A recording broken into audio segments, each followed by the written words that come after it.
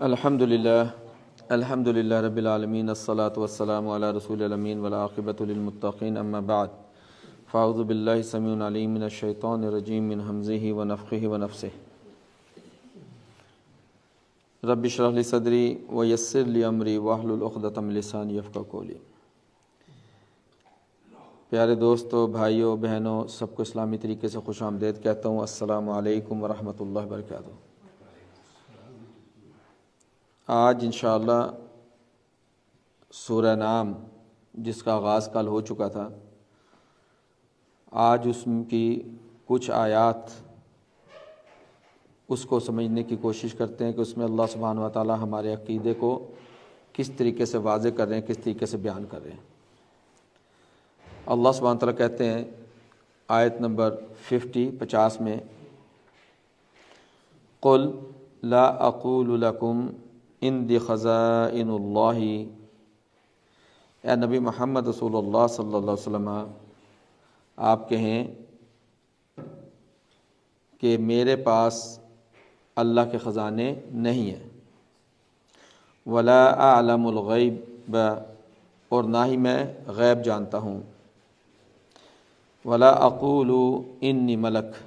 اور نہ ہی میں یہ کہتا ہوں کہ میں فرشتہ ہوں۔ اس آیت کے اندر اللہ سبحانہ و تعالیٰ نے ان باتوں کو واضح کیا ہے جن کی وجہ سے ہمارے ممبروں پر بحث ہوتی ہے، اور بات یہاں تک پہنچ جاتی ہے کہ عام عوام میں ان باتوں کو لے کر دشمنیاں تک پروان چڑھنے لگتی ہیں۔ تو کوئی بھی کمنٹ کرنے سے پہلے ہر شخص کو یہ سوچنا چاہیے کہ یہ الفاظ جو آپ سنیں گے یہ میرے نہیں ہیں، یہ میرے رب کے قرآن اس کے الفاظ ہیں، اور قرآن کے الفاظ میرے رب کی طرف سے ایک حکم جس کو ماننا جہنم سے نجات کا ذریعہ ہے۔ اللہ سبحانہ تعالیٰ کہتے ہیں قل، اے نبی صلی اللہ علیہ وسلم، کیونکہ جب قل کہا جائے تو اس کا مطلب ہے کہ آپ صلی اللہ علیہ وسلم سے بات کی جا رہی ہے۔ قل، اے نبی صلی اللہ علیہ وسلم، آپ ان سے کہیں کہ میرے پاس، میں تمہیں یہ نہیں کہتا، لا اقول لکم، میں تم سے یہ نہیں کہتا، عندی خزائن اللہ، کہ میرے پاس اللہ کے خزانے ہیں، جبکہ ہم اکثر سنتے ہیں اپنے دوستوں سے، اپنے بھائیوں سے، کہ وہ لوگ اللہ کے نبی محمد صلی اللہ علیہ وسلم سے مانگ رہے ہوتے ہیں، جبکہ اللہ کے نبی محمد صلی اللہ علیہ وسلم کے پاس زمین اور آسمان خزانے نہیں تھے۔ پھر اللہ سبحانہ و تعالیٰ نے کہا کہ ان کو یہ بھی بتا دو، ولا اعلم الغیب، اور نہ ہی میں غیب جانتا ہوں۔ یہ بھی ہمارے ہاں بہت بڑا مسئلہ کہ اللہ کے نبی محمد صلی اللہ علیہ وسلم غیب جانتے تھے۔ تو یہاں پہ اللہ سبحانہ و تعالیٰ نے محمد صلی اللہ علیہ وسلم سے کہا کہ ان کو بتاؤ، اور محمد رسول اللہ صلی اللہ علیہ وسلم یہ ہمیں بتا کر گئے ہیں کہ نہ تو ان کے پاس خزانے ہیں، اگر خزانے ہوتے تو صحابہ کرام یا محمد رسول اللہ صلی اللہ علیہ وسلم کے گھر میں مہینوں آگ ہی نہیں جلتی تھی، چولہا ہی نہیں جلتا تھا۔ تو اگر خزانے ہوتے تو اللہ کے نبی محمد صلی اللہ علیہ وسلم اپنی ازواج کو بھوکا رکھتے، یا صحابہ کرام جن کے پاس ایک سے دوسرا کپڑا نہیں ہوتا تھا، اور شروع میں تو حالات یہ تھے کہ اللہ کے نبی محمد صلی اللہ علیہ وسلم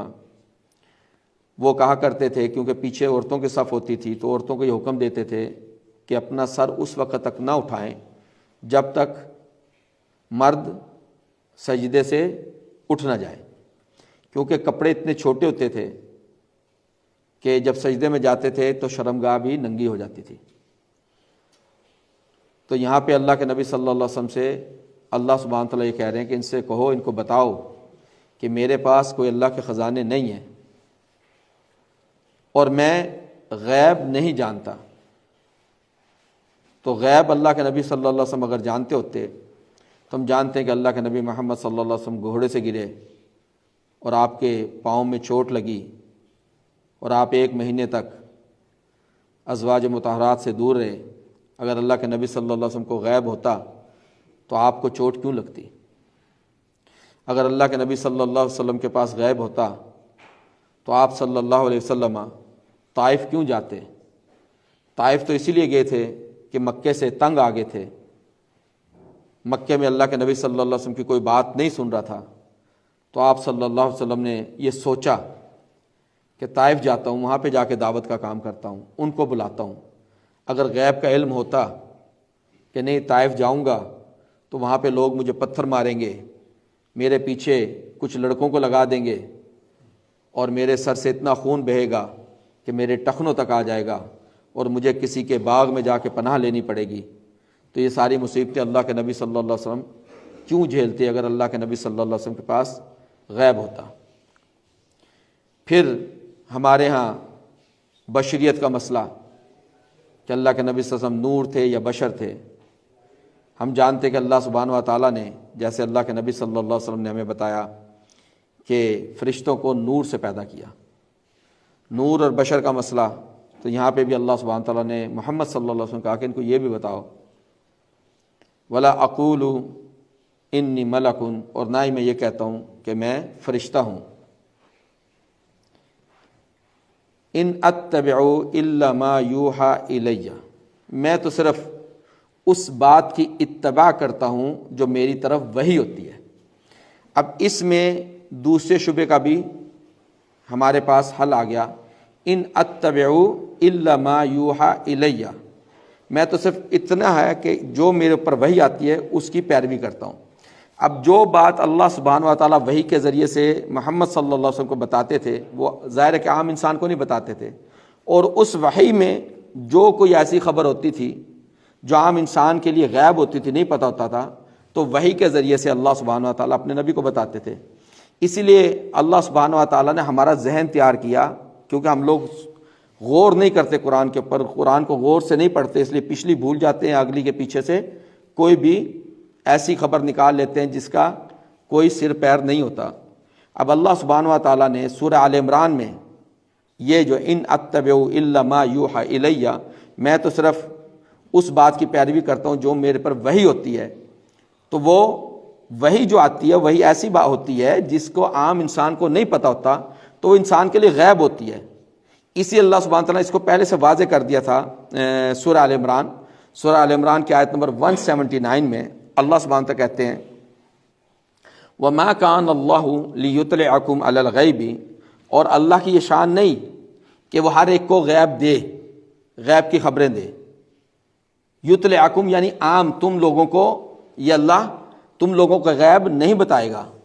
وَمَا كَانَ اللَّهُ لِيُطْلِعَكُمْ عَلَى الْغَيْبِ، تم کو غیب کے اوپر باخبر نہیں کرے گا، خبر نہیں دے گا تمہیں۔ وَلَكِنَّ اللَّهَ يَجْتَبِي مِن رُّسُلِهِ مَن يَشَاءُ، لیکن اللہ اپنے رسولوں میں سے جس کو چاہے گا چن لے گا۔ تو اللہ کے نبی محمد صلی اللہ علیہ وسلم اگر جنت کی خبریں، جہنم کی خبریں، فرشتوں کی خبریں دیتے تھے تو یہ ان کا کوئی ذاتی علم نہیں تھا۔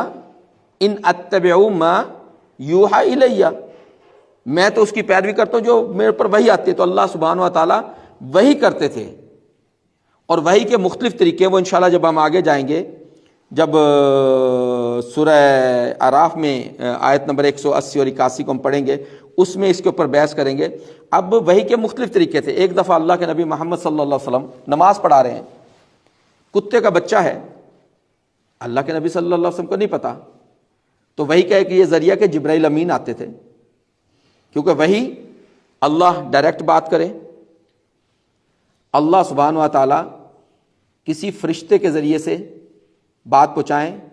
یا ایک وحی ہوتی ہے جو سرسراہٹ سے آتی ہے۔ تو جبرائیل امین نے آ کے بتایا کہ یا رسول اللہ صلی اللہ علیہ وسلم یہاں پہ کتے کا بچہ ہے۔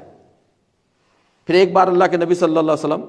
نماز پڑھا رہے تھے، اللہ کے نبی صلی اللہ علیہ وسلم کو نہیں پتا، حالانکہ آپ کی چپلیں ہیں، جوتیاں ہیں، نیچے گندگی لگی ہوئی ہے۔ تو جبرائیل امین نے آ کے خبر دی کہ یا رسول اللہ آپ کی جوتیوں میں گندگی لگی ہوئی ہے۔ تو آپ صلی اللہ علیہ وسلم نے اپنی جوتیاں اتاری، تو صحابہ کرام نے بھی اتار دی، کیونکہ جوتیوں سے نماز، اس سے یہ بھی پتہ چلا کہ جوتیوں سے نماز پڑھ سکتے ہیں۔ آج یہ موضوع نہیں ہے، اس لیے اللہ کے نبی محمد صلی اللہ علیہ وسلم کو غیب کا علم نہیں تھا۔ ہاں اتنا علم ہوتا تھا جو اللہ سبحانہ تعالیٰ وحی کے ذریعے سے اپنے رسولوں کو بتاتے ہیں۔ اور رسول جنوں میں سے نہیں ہوں گے، رسول ہوں گے فرشتوں میں سے، ملائکہ میں سے اور انسانوں میں سے۔ اللہ یستفی، اللہ چنتا ہے، من الملائکۃ رسلا و من الناس، فرشتوں میں سے رسولوں کو چنتا ہے اور لوگوں میں سے رسول چنتا ہے۔ اور جو لوگوں میں سے رسول ہوں گے وہ سب مرد ہوں گے، وہ سب مرد ہوں گے۔ تو اس لیے اس آیت میں اللہ سبحانہ تعالیٰ نے یہ واضح کر دیا کہ اللہ کے نبی صلی اللہ علیہ وسلم صرف وحی کی پیروی کرتے تھے، آپ کے پاس کوئی علم الغیب نہیں تھا، آپ کے پاس خزانے اللہ کے نہیں تھے، آپ صلی اللہ علیہ وسلم ملک یعنی فرشتے نہیں تھے، انسان تھے۔ انما انا بشر مثلکم، میں تمہاری طرح ایک بندہ ہوں، ایک بشر ہوں۔ یوحا الیہ، میری طرف وحی ہوتی ہے۔ یہ اللہ کے نبی محمد صلی اللہ علیہ وسلم کی فضیلت ہے کہ اللہ کے نبی صلی اللہ علیہ وسلم کی طرف وحی ہوتی ہے۔ یہ سورہ کہف آیت نمبر 110۔ اب اللہ سبحانہ و تعالیٰ اسی سورہ انعام میں پھر آپ سنیں گے، یہ آیت نمبر 50 ہے، اس کے بعد آپ سنیں گے آیت نمبر 59، آیت نمبر 59، اس میں اللہ سبحانہ تعالیٰ وضاحت کر دیں گے۔ اس میں اللہ سبحانہ تعالیٰ کہتے ہیں وَعِندَهُ مَفَاتِحُ الْغَيْبِ لَا يَعْلَمُهَا إِلَّا هُ، غیب کی جتنی چابیاں ہیں عندہ وہ اللہ کے پاس ہیں، لا يعلمها کوئی نہیں جانتا، الا هو سوائے اس کے، وَيَعْلَمُ مَا فِي الْبَرِّ وَالْبَحْرِ اور وہ جانتا ہے جو کچھ سمندر میں ہے، جو کچھ زمین پر ہے، جو کچھ سمندر میں ہے، وَمَا تَسْقُطُ مِنْ وَرَقَةٍ إِلَّا يَعْلَمُهَا اور کوئی پتا ایسا نہیں جو گرے اور اس کے علم میں نہ ہو،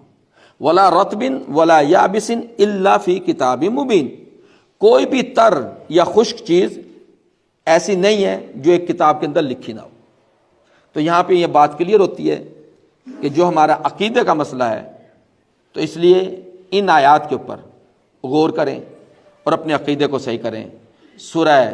انعام آیت نمبر 50 کو پڑھ لیں، اس کے بعد